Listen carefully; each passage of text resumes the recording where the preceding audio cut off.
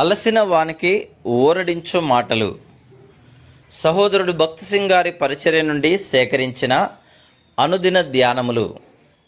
మే 8. సహోదరులారా, నేను నేటి వరకు కేవలము మంచి మనస్సాక్షి గలవాడనై దేవుని ఎదుట నడుచుకొనుచుంటిని. అపోస్తుల కార్యములు 23:1. ఒక దినమున పంజాబులో ఒక ఉన్నతాధికారి నా యొద్దకు వచ్చి నాతో, నా దగ్గర ఊడ్చే పని చేయు పంజాబీ అబ్బాయిని నా పక్షమున క్షమాపణ అడుగుము అని చెప్పాను. కాబట్టి నేను ఆ ఊడ్చే అబ్బాయిని పిలిచి, మీ అధికారి ఈ ఉదయమున నిన్ను కోప్పడను కదా, అతని పక్షమున నిన్ను క్షమాపణ అడుగుమని నాకు చెప్పెను అని చెప్పి తిని. ఆ అబ్బాయి, నేను అతని పనివాడను, అతడు నన్ను కొట్టవలనని కొట్టవచ్చును, అతనికి నా మీద సర్వాధికారం ఉన్నది అనెను. కానీ ఆ అధికారి, కాదు, నేనొక క్రైస్తవుడను, నీ మనసు గాయపరచు హక్కు నాకు లేదు, దయచేసి నన్ను క్షమించుము అని పలికెను. కొన్ని సంవత్సరముల తర్వాత అమృత్సర్లో నేను ఆ ఊడ్చే అబ్బాయిని కలుసుకుంటుని. నీవు తిరిగి జన్మించితివా అని నేను ప్రశ్నించగా అతడు ప్రకాశమానమైన ముఖముతో తిరిగి జన్మించితిని అని చెప్పాను. నేను, నీవెప్పుడు తిరిగి జన్మించితివి అని అడుగగా, నా అధికారి నన్ను క్షమాపణ అడిగినప్పుడు నేను చాలా ఆశ్చర్యపడి తిని. ఒక తెల్ల దొర ఆ విధంగా క్షమాపణ అడుగుట నేనెప్పుడూ వినలేదు అని చెప్పాను. ఆ అధికారి మాటలు ఆ ఊడ్చే అబ్బాయి హృదయమును తాకినవి.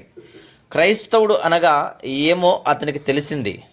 నీవెవరి ఎడలనైనను మాట ద్వారా కానీ క్రియ ద్వారా కానీ తప్పు చేసిన ఎడల, అది నీ భార్య కానీ పిల్లలు కానీ లేక స్నేహితులు కానీ, దయచేసి క్షమాపణ అడుగుము.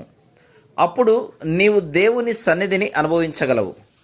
నేను పాఠశాలలో చదువుతున్నప్పుడు ఒక క్రైస్తవ బాలుడు నా దగ్గర ₹1 అడిగి తీసుకొనెను. నేను ఆ విషయం పూర్తిగా మర్చిపోతిని. ఒక దినము నాకు ₹1 మనీ ఆర్డర్ ద్వారా వచ్చింది.